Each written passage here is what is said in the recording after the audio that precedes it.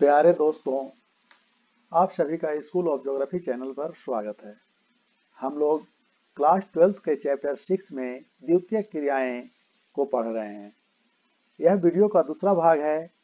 Video के पहले भाग में हम लोगों ने विनिर्माण मैन्युफैक्चरिंग क्या है, आधुनिक बड़े पैमाने पर होने वाले विनिर्माण की विशेषताओं को पढ़ चुके हैं, जिसमें कौशल का विशिष्टीकरण तथा उत्पादन की विधियां, यंत्रीकरण,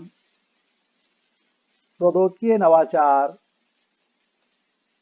संगठनात्मक ढांचा एवं स्तरीकरण, अनियमित भौगोलिक वितरण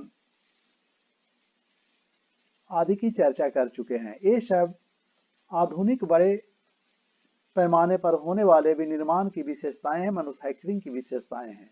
इन विशेषताओं के अतिरिक्त आधुनिक बड़े उद्योग की स्थापना के लिए कुछ प्रमुख कारक होते हैं जो उन्हें प्रभावित करते हैं। वे कारक जहां होते हैं उन्हीं जगहों पर उद्योगों की स्थापना की ज़्यादा संभावना होती है। तो उद्योगों की स्थापना को प्रभावित करने वाले प्रमुख कारकों की चर्चा किए हैं, जिसमें वेबर का न्यूनतम परिवहन लागत सिद्धांत के बारे में भी जाने हैं। आधुनिक उद्योग यानी बड़े उद्योग की स्थापना को प्रभावित करने वाले कुछ प्रमुख कारकों में बाजार या मांग, जो आज सबसे अधिक प्रभावित करने वाला कारक है, उसकी चर्चा किए हैं। उसके बाद कच्चे माल की प्राप्ति, श्रम की आपूर्ति, शक्ति साधनों की उपलब्धता, परिवहन एवं संचार की सुविधा,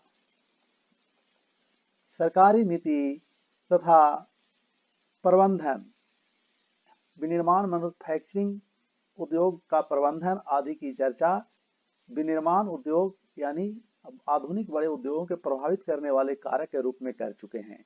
और यह भी हम लोग जान चुके हैं कि इस तरह के प्रश्न पूछे जाते हैं कि आधुनिक उद्योगों को प्रभावित करने वाले प्रमुख भौगोलिक कारक क्या क्या है, अर्थात उद्योगों की स्थापना कहाँ हो सकती है।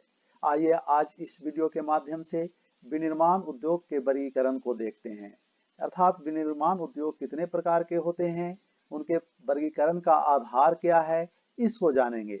विनिर्माण उद्योगों का वर्गीकरण उनके आकार, कच्चा माल, उत्पाद एवं स्वामित्व के आधार पर किया जाता है, जिसे हम एक चार्ट के रूप में, टेबल के रूप में देख सकते हैं। इस टेबल में जो आपके सामने है उद्योगों के वर्गीकरण को दिखाया गया है। इस टेबल में उद्योगों के वर्गीकरण को आकार के आधार पर, कच्चे माल के आधार पर, उत्पाद के आधार पर तथा स्वामित्व के आधार पर दिखाया गया है। आइए सबसे पहले आकार के आधार पर देखते हैं। आकार के आधार पर उद्योग को 3 वर्ग में विभाजित किया जा सकता है। पहला कुटीर या घरेलू उद्योग, दूसरा छोटे पैमाने के उद्योग, तीसरा बड़े पैमाने के उद्योग। ये 3 वर्ग में बांटते हैं। उस तरह से कच्चे माल के आधार पर कृषि आधारित उद्योग, खनिज आधारित उद्योग, रसायन आधारित उद्योग, वन आधारित उद्योग तथा पशु आधारित उद्योग 5 वर्गों में विभाजित कर सकते हैं। उसी तरह से उत्पाद के आधार पर मूलभूत उद्योग तथा उपभोक्ता सामान पर आधारित उद्योग शामिल किया जाता है। स्वामित्व के आधार पर सार्वजनिक क्षेत्र के उद्योग, निजी क्षेत्र के उद्योग तथा संयुक्त क्षेत्र के उद्योग 3 वर्ग में बांटते हैं। तो इस तरह से उद्योगों का वर्गीकरण किया जाता है। अब यहाँ से अक्सर प्रश्न पूछा जाता है कि निम्नलिखित में से कौन सा उद्योग का कच्चा माल क्या है। तो यहाँ ध्यान देना होगा कि कृषि आधारित उद्योग में कौन कौन से उद्योग हैं, तो जैसे चीनी उद्योग, वनस्पति तेल उद्योग, सूती वस्त्र उद्योग, कॉफी चाय उद्योग, रबर आदि उद्योग कृषि आधारित उद्योग हैं, अर्थात इनका कच्चा माल कृषि क्षेत्र से आता है। उसी तरह से खनिज आधारित उद्योग को धात्विक खनिज के आधार पर तथा अधात्विक खनिज के आधार पर, मेटालिक मिनरल और नॉन मेटालिक मिनरल के आधार पर 2 वर्ग में बांटते हैं। धात्विक खनिज में लौह इस्पात उद्योग अर्थात लौह धात्विक खनिज और अलौह धात्विक खनिज है। लौह धात्विक खनिज में लोहा इस्पात उद्योग, आयरन स्टील इंडस्ट्री तथा अलौह धात्विक खनिज में तांबा, एल्युमिनियम, रत्न एवं आभूषण को शामिल किया जाता है। उसी तरह से अधात्विक खनिज में सीमेंट, चीनी मिट्टी के बर्तन आदि को शामिल करते हैं। वन आधारित उद्योग में इमारती लकड़ी, जिसे घरेलू सामान बनते हैं, लाख जो झारखंड में मुख्य रूप से उत्पादित किया जाता है, तारपीन तेल, कागज उद्योग आदि प्रमुख है। पशु आधारित उद्योग में पशुओं से प्राप्त उत्पाद जैसे चमड़ा और ऊन पर आधारित उद्योग को शामिल करते हैं। उत्पाद के आधार पर मूलभूत उद्योग में लोहा इस्पात उद्योग है, जिसे कोर इंडस्ट्री भी कहते हैं, क्योंकि इसी से अन्य उद्योगों को मशीन और उपकरण बनाने के लिए, कल पुर्जे बनाने के लिए लोहा, आयरन स्टील, लोहा इस्पात प्राप्त होता है। उपभोक्ता सामान में खाने की वस्तुएं जैसे बिस्कुट, पहनने के लिए वस्त्र, परिवहन के लिए वाहन आदि उद्योग को शामिल किया जाता है। उसी तरह से स्वामित्व के आधार पर सार्वजनिक क्षेत्र के उद्योग, सार्वजनिक क्षेत्र का अर्थ यह हुआ कि जो सरकारी नियंत्रण में होता है, जिस पर सरकार का नियंत्रण होता है। और दूसरा निजी क्षेत्र का उद्योग, निजी क्षेत्र का तात्पर्य है जिस पर व्यक्तिगत नियंत्रण होता है। और जब सार्वजनिक क्षेत्र और निजी क्षेत्र अर्थात सरकार और निजी व्यक्ति दोनों का संयुक्त रूप से मिला जुला नियंत्रण होता है तो उसे संयुक्त क्षेत्र कहते हैं। तो इस तरह से इस टेबल के माध्यम से हम लोग देख रहे हैं कि उद्योग का वर्गीकरण आकार के आधार पर, कच्चे माल के आधार पर, उत्पाद के आधार पर तथा स्वामित्व के आधार पर करते हैं। आइए इसका विस्तार से चर्चा करें। आकार के आधार पर उद्योगों का वर्गीकरण। तो आकार के आधार पर अर्थात किसी उद्योग में कितनी पूंजी लगी हुई है, कार्यरत श्रमिकों की संख्या कितनी है तथा उत्पादन की मात्रा कितनी है, इस पर उद्योग को 3 वर्ग में बांटते हैं। इसके आधार पर अर्थात निवेशित पूंजी, लगी हुई पूंजी, काम करने वाले श्रमिक तथा उत्पादन की मात्रा के आधार पर उद्योग को घरेलू अथवा कुटीर उद्योग में, छोटे उद्योग तथा बड़े पैमाने के उद्योग में विभाजित करते हैं, वर्गीकृत करते हैं। इसी तरह से अब हम लोग एक एक कर आकार के आधार पर उद्योग को देखेंगे।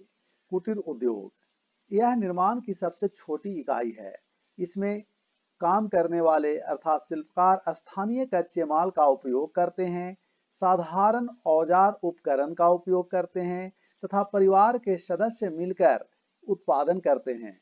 इसमें दैनिक जीवन के उपभोग की वस्तुओं का उत्पादन किया जाता है, यानी अपनी आवश्यकताओं की पूर्ति करने के लिए वस्तु का उत्पादन किया जाता है तथा तैयार माल में स्वयं उपभोग करने के बाद, अपने उपयोग कर लेने के बाद जो पदार्थ बच जाता है उसे स्थानीय गांव के बाजार में बेचते हैं।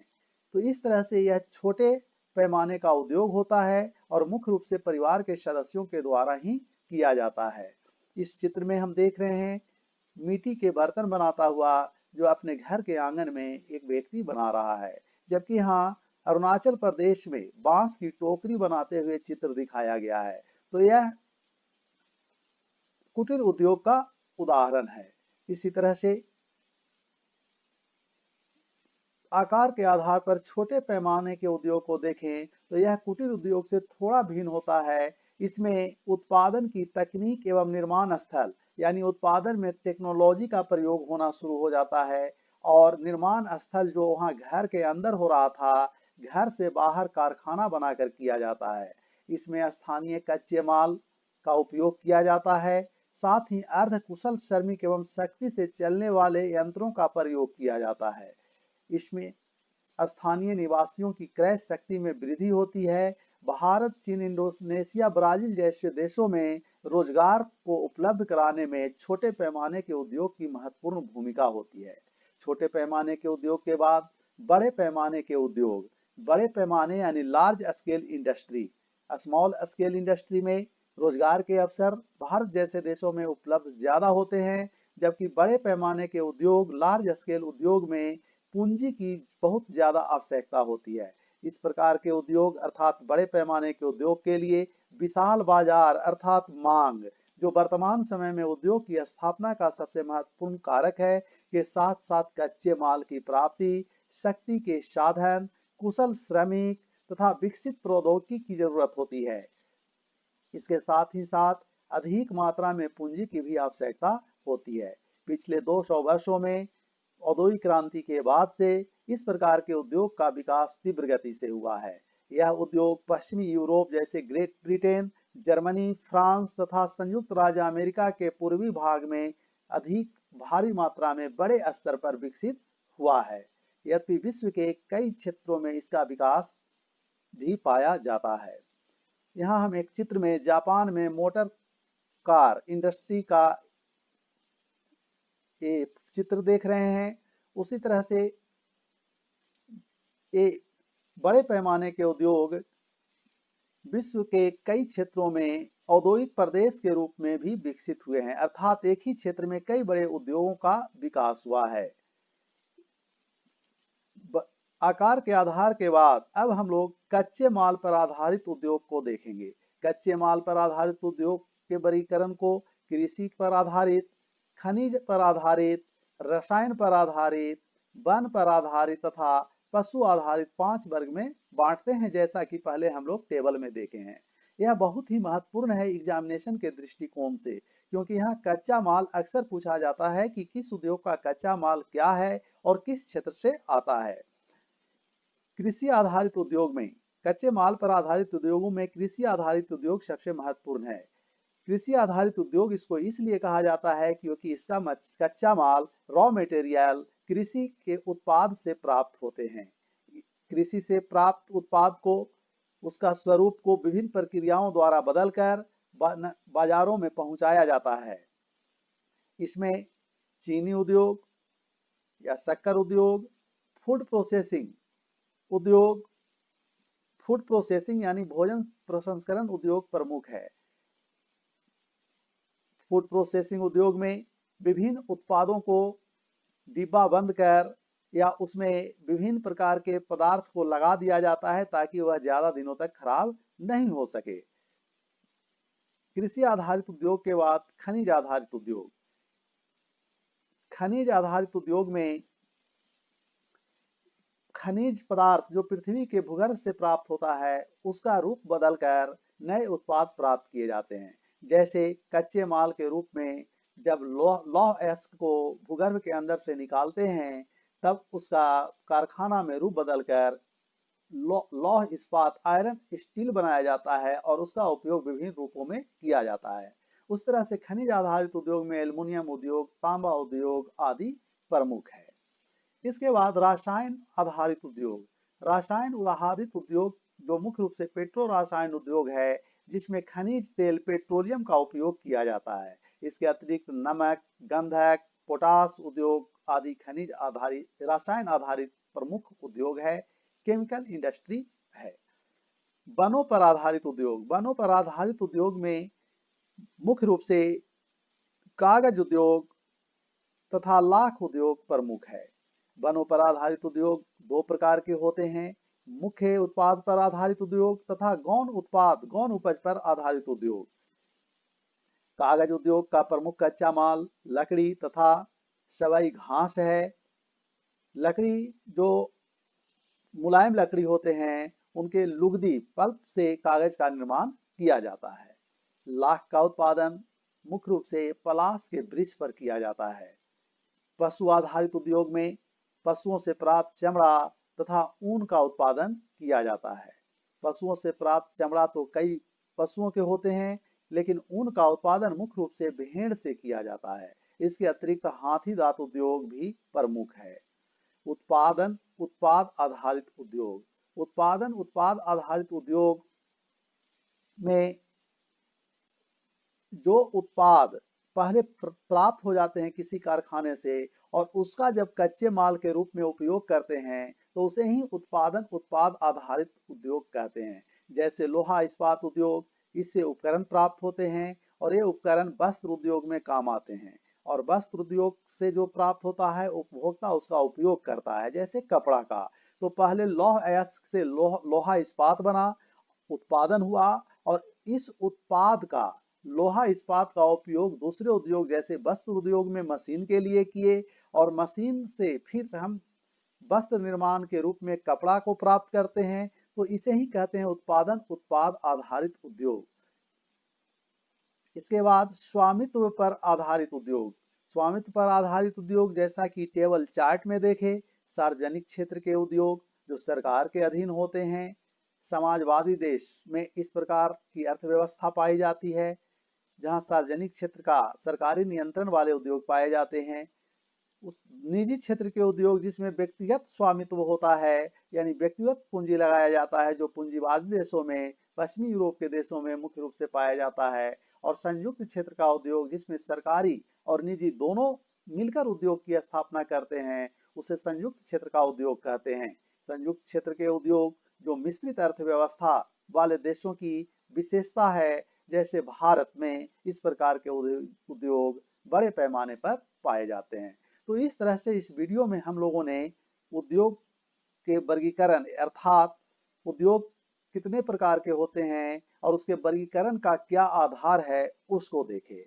इसके बाद अगले वीडियो में हम लोग विश्व के बड़े परंपरागत औद्योगिक प्रदेश तथा कुछ बड़े उद्योग जैसे आयरन स्टील इंडस्ट्री, लोहा इस्पात उद्योग तथा सूती वस्त्र उद्योग की चर्चा करेंगे। तो इस तरह से हम लोग द्वितीय क्रियाकलाप में वीडियो के पहले भाग में विनिर्माण मैन्युफैक्चरिंग क्या है, मैन्युफैक्चरिंग की क्या क्या विशेषताएं हैं तथा बड़े उद्योग की स्थापना के लिए कौन सी परिस्थितियां भौगोलिक कारक होनी चाहिए, इसकी चर्चा कर चुके थे। और इस वीडियो में उद्योगों का वर्गीकरण यानी उद्योग के वर्गीकरण का क्या आधार है तथा कितने प्रकार के होते हैं, इसकी चर्चा किए हैं। अगले वीडियो में परंपरागत बड़े पैमाने वाले औद्योगिक प्रदेश विश्व में हैं, उसके बारे में देखेंगे और साथ में विश्व के कुछ प्रमुख बड़े उद्योग की चर्चा करेंगे। यह वीडियो आपको अच्छा लगा हो तो इसे लाइक, सब्सक्राइब और शेयर करें। कमेंट्स बॉक्स में अपना कमेंट्स लिखें। बहुत बहुत धन्यवाद। Thank you.